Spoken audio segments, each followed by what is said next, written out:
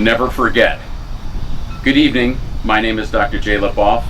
I'm the founder and president of the Foundation for Heroes, a volunteer-based nonprofit organization with a mission to inspire children and honor veterans.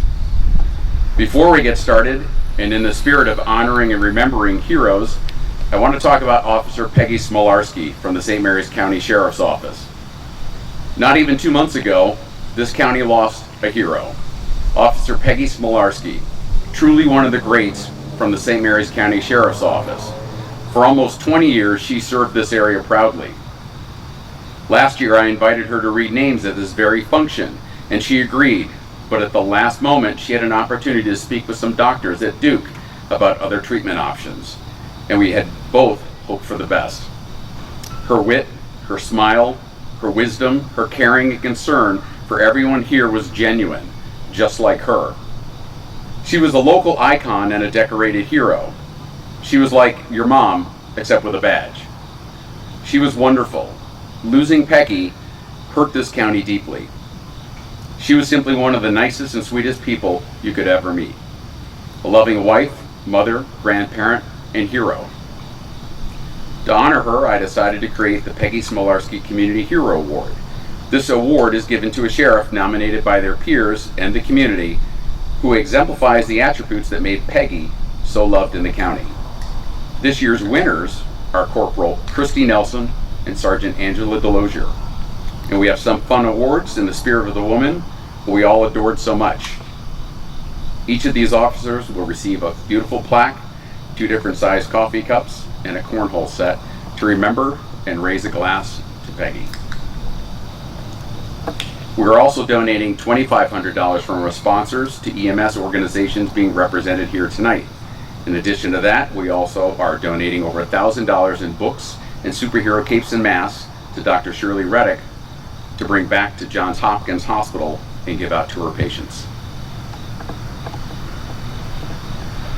Never forget. Our thoughts and prayers go out to the families of the 13 brave heroes who were killed in Afghanistan. We are truly sorry for your loss. This evening, members of law enforcement, fire departments, government, local business owners, military personnel, and Foundation for Heroes volunteers are going to read off the names of the people who lost their lives on September 11, 2001. The names are from many countries, and we will do our best to pronounce them correctly. We are going to make mistakes, but we will make every attempt to say them correctly. We want them to be remembered, honored, and to know that America will never forget. The Foundation has spent the last 8 years visiting hospitals and bringing gifts while dressed as superheroes to many thousands of children.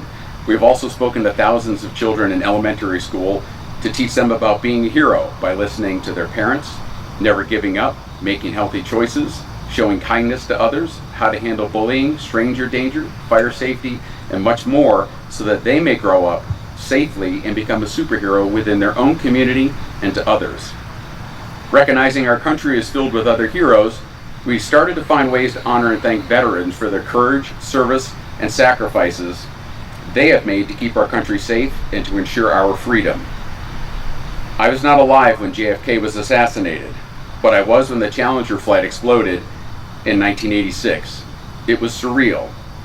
However, nothing compared to the devastation caused by the attacks of 9/11 or the intense emotions I felt of anger, despair, and patriotism. I remember exactly where I was that morning and how America stopped and the entire world grieved with us. In December of 2001, I visited Ground Zero and placed a Christmas tree by a construction perimeter fence that was now a tribute and memorial, covered with a collage of photographs of loved ones lost during the attack. I will never forget the devastation I saw and the loss I felt. Approximately 1.8 million pounds of debris was created in New York City. A fire burned for 99 days and cleanup cost $600 million. Last year, the Foundation for Heroes hosted our own Tribute in Light to honor the victims and heroes of 9/11. We felt a lot of pride in what we did, which is why we are here again tonight on the 20th anniversary of that horrific day. One of the worst days in America's history saw some of the bravest acts in Americans' history. We'll always honor the heroes of 9/11. And here at this hallowed place, we pledge that we will never forget their sacrifice.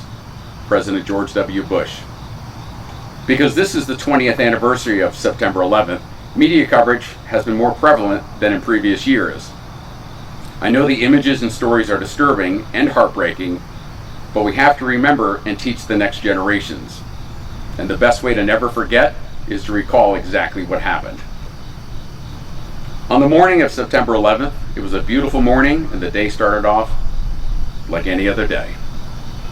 This immediately changed to disbelief and horror when two planes were hijacked and flown into the World Trade Center, Twin Towers, at 8:46 a.m. and 9:03 a.m.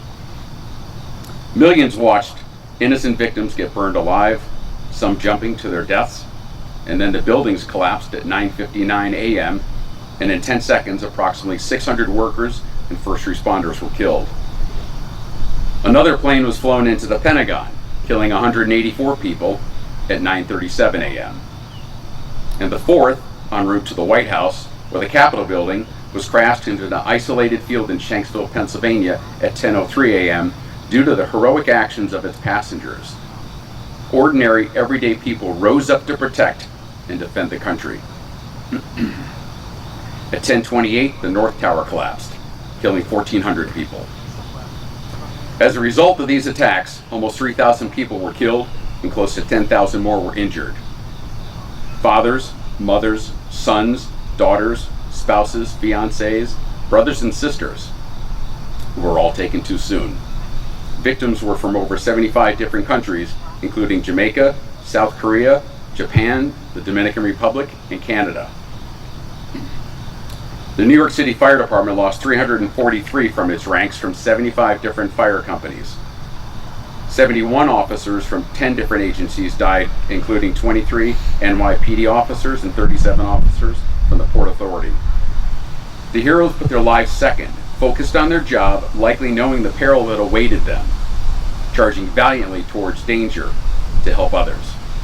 The absolute definition of a hero. 300 dogs assisted in this recovery operation. Many dogs were so depressed because they couldn't find any survivors. EMS would hide, so the dogs could find someone alive and remain enthusiastic about continuing the search.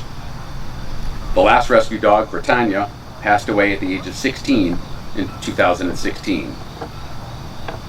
The U.S. Coast Guard orchestrated the largest maritime evacuation in our country's history of 500,000 to 1 million in 8 hours.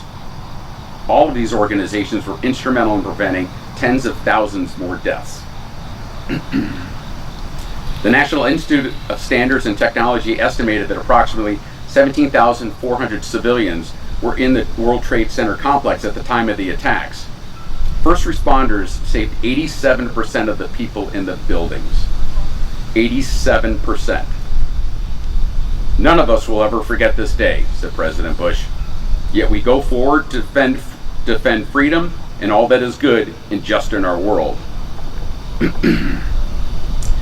In response to the attacks and to prevent more from happening to our country and our way of life, we went to war. Why?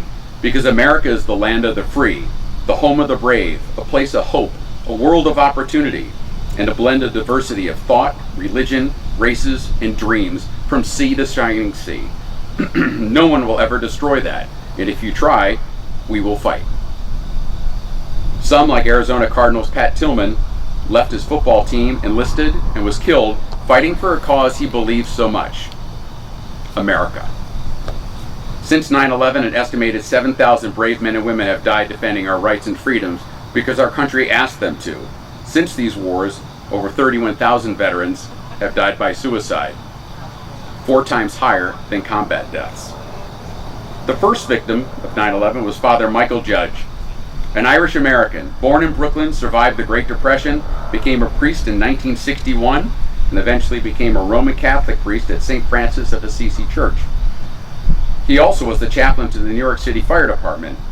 He rushed to Lower Manhattan to offer assistance, last rites, and prayers. While in the lobby of the North Tower, he was killed by debris from the collapsing South Tower.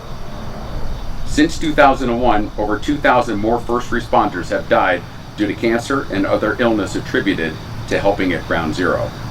One of the first responders New York City detective Luis Alvarez was a United States Marine Corps veteran who served with the NYPD for 20 years.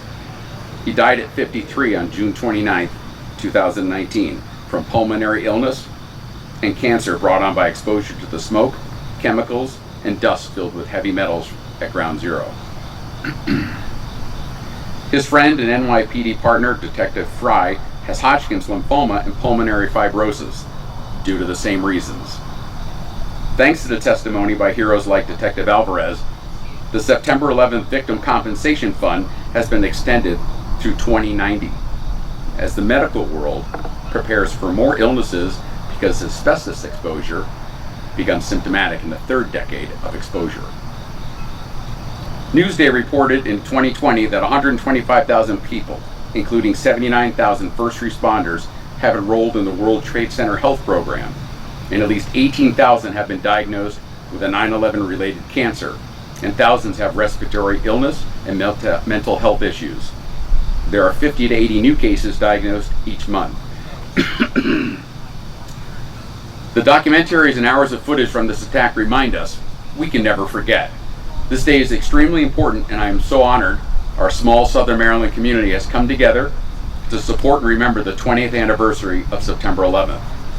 This is a part of American history that we as a nation must never forget. Never forget, day after day, watching the news for hours. Never forget, listening to the loved ones tell stories about who they lost. Never forget, hearing a phone message left by a loved one before the line dropped. Never forget seeing people jump to their death from 90 stories up while holding hands. Almost 200 decided to end their lives this way. Never forget praying for miracles as first responders continuously searched for survivors amongst the rubble while working dogs helped at their sides. Never forget the joy as they found someone alive against all odds and the cheers that followed. Only 20 survivors were found this way. And never forget the pride you felt when the FDNY firefighters George Johnson, Dan McWilliams, and Billy Eisengrind raised the American flag at Ground Zero. It was beautiful, it was powerful, that is a symbol of our great country. The only positives that came from this catastrophe was our unity. Immediately, and for days and weeks and months, and even years later, we were one country. People began rallying around the popularized phrase, "United we stand," a nation of strength, determination, and pride. Regardless of our age, sex, race, religion, political party, socioeconomic status, we were united.